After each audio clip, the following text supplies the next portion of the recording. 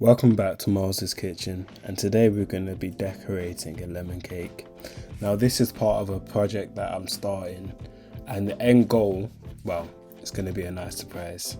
But first off, we're going to start with 250 grams of unsalted butter, and then we're just going to blend that until it's white. This takes about 8 to 10 minutes. Obviously, all in due time. Yeah, so the reason for this project, a famous rapper recently got released on bond, and I want to work my way up to making the cake I want to make. But next we're going to add in 400 grams of icing sugar. We're just going to gradually add this into the bowl, just so the icing sugar doesn't go everywhere. Next we're going to add in a teaspoon of vanilla extract, and then also about 15 to 20 milliliters of milk. This also varies on your buttercream. You tend to add to preference. You don't want it too thick and you don't want it too runny. And I'm just gonna grab a spatula and scrape all of the edges, and it should look like this, close to being white, but ready to be used. And you see how easy it is just to scrape. And then next we're just gonna remove the top. Well, this is the lemon cake here. We're just gonna remove the top so it's nice and flat.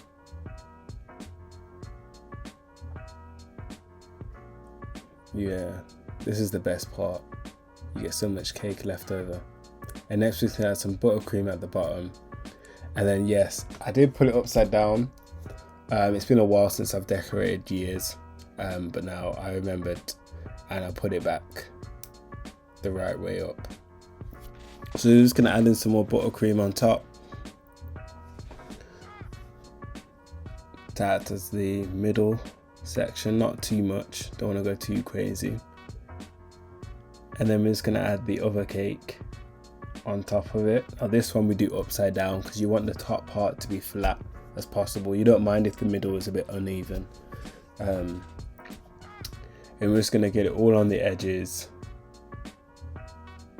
This part is known as the crumb coat. So it doesn't have to be perfect. You just need to make sure it's fully covered, and then you just, obviously you move the excess buttercream. Doesn't take too long. I mean, after this we do put it in the fridge for about 20 minutes just to let it harden, and then you would do multiple coats of buttercream, or you move on to using either marzipan or fondant icing.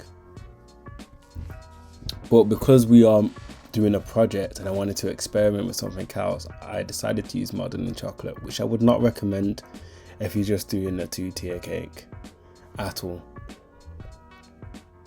But yes, over here you see this is the modeling chocolate. You have to warm it up with your hands because it's rock solid, and then you can start to mold it. Obviously, because of the cake that I'm doing, I'm just going to be treating it as fondant icing, which you can at times, but you want to use the machine really. Doing it by hand, I promise you, like I spent like a good 20 to 30 minutes just rolling this out. It was screaming no the whole way through. Yeah, this is what I'm going to be using in the final product, the final piece, the masterpiece. It is quite expensive for what it is, but it does its job and it does taste pretty good. But now we're just going to cover the cake with the modeling chocolate. Right now, yes, I did do kind of a botched job. It is a bit too thick, the actual modeling chocolate, and that's because I just gave up at that point. And also I did create a lot of creases within it, which is okay. It's been a couple of years since I've been decorating a cake, so it's bound to happen. But right now I'm just trying to smooth it all out, trying to correct as much as I can. And then the next bit is to cut it.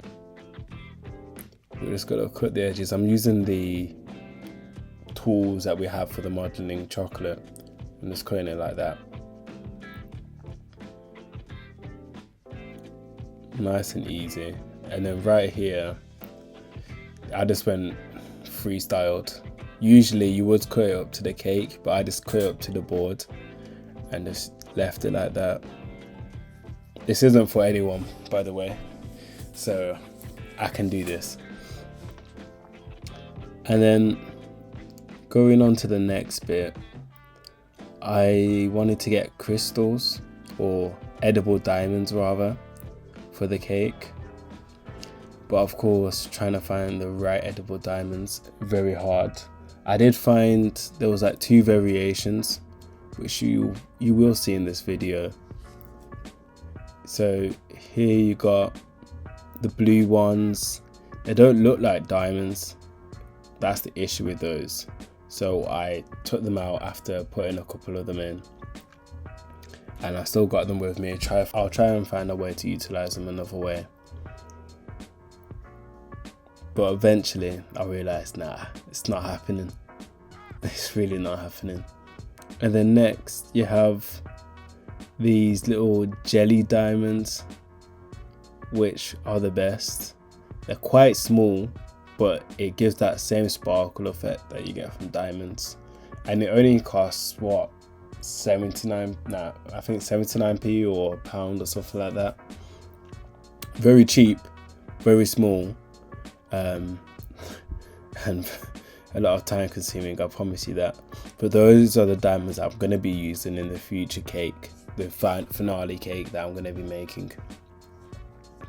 It will take me a lot of time, but it's worth it in the end. And there we go. We have the first stage of the project. Thank you for watching. Stay tuned for more. But hold up, we gotta cut into the cake. Can't just leave it out there. So yeah, here's me just cutting into the cake, trying to multitask at the same time. It's going smoothly, I would say. Mind you, don't mind me and my cutting. That's another story. Yeah, it was tasty. Obviously, the layers are quite thick for what they are, but again, this is just experimenting. But thank you for watching and stay tuned for more.